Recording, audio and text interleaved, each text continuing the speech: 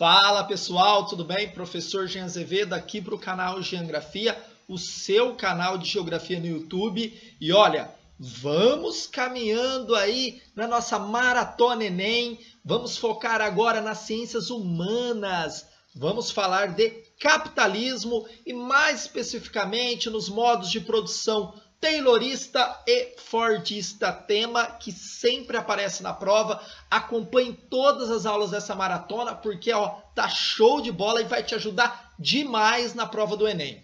Vamos lá, no início do século XX, o desenvolvimento industrial das cidades criou a condição necessária para a civilização do automóvel.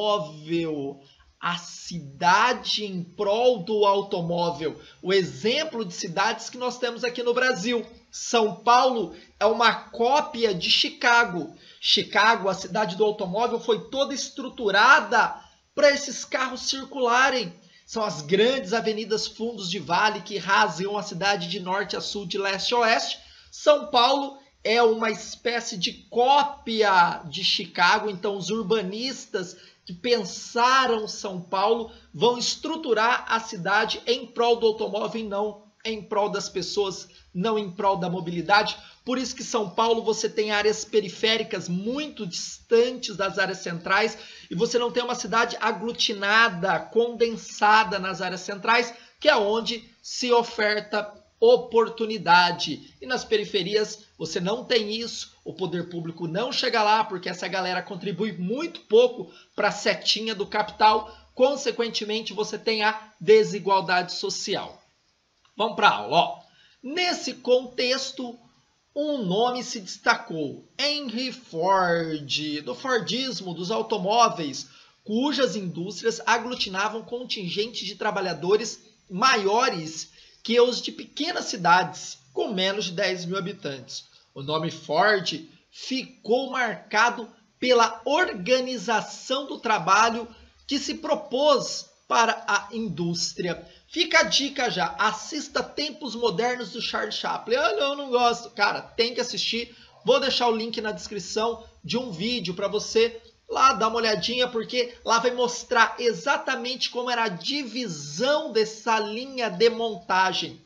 A principal característica é a esteira. Você tem a esteira e aí vem o cara batendo martelo, o outro parafusando, o outro passando a tinta, o outro embalando. Era uma divisão. E esse trabalhador batia tudo repetitivo.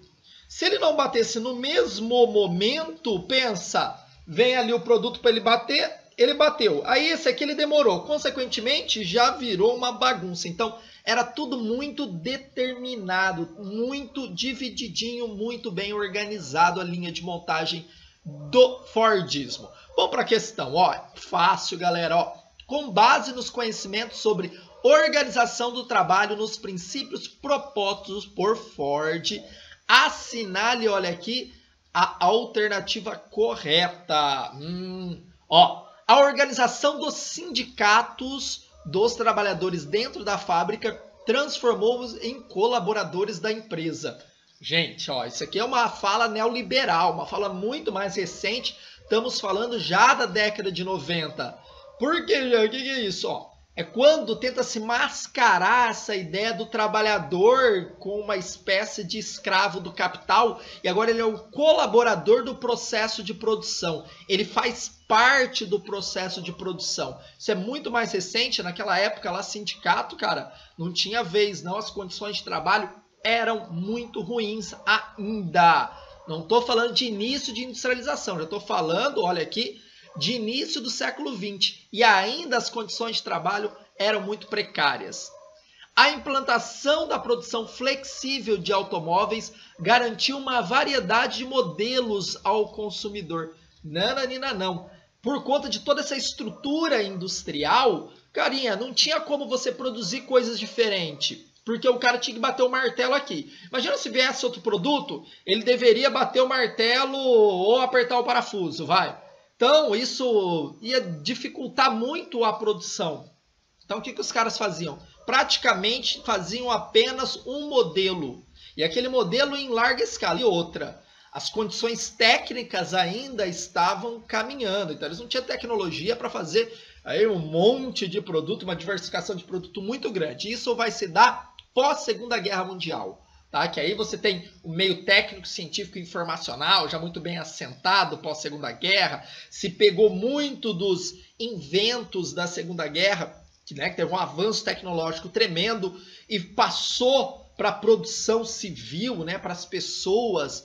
Por exemplo, o ar-condicionado vem desse processo. Então você tem um monte de outras técnicas que foram tiradas da Segunda Guerra Mundial e jogadas para o mercado, para as pessoas poderem consumir. O micro-ondas, forno micro-ondas também. Tá, então não pode ser a B. Vamos dar uma olhadinha na C, ó. A produção em massa foi substituída pela de pequenos lotes de mercadorias, a fim de evitar estoques.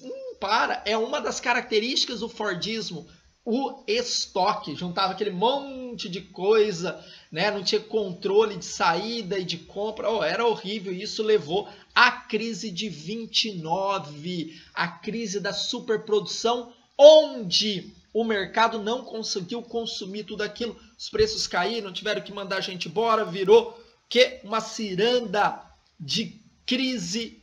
E aí o mundo entrou num momento muito triste aí do período da quebra da bolsa. Então também não é a alternativa C. Será que é D? O método de Ford potencializou o parcelamento de tarefas largamente utilizados por Taylor.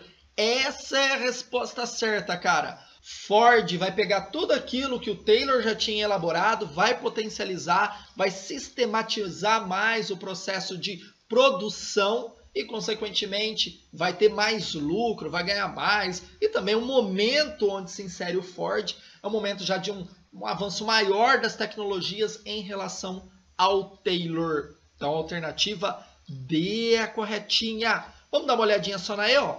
Para obter ganhos elevados, a organização fordista implicava uma drástica redução dos salários dos trabalhadores. Não era uma das características, tá? Não era uma das características. Os caras já ganhavam pouco mesmo.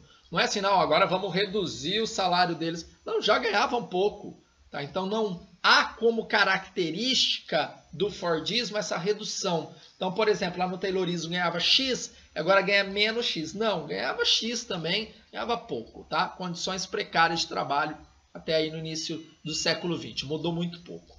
Belezinha, galera? Quer conhecer minha plataforma? Dá ali gabaritagel.com.br. Assista as outras aulas do canal. Tamo junto, dá uma curtidinha. Abraços.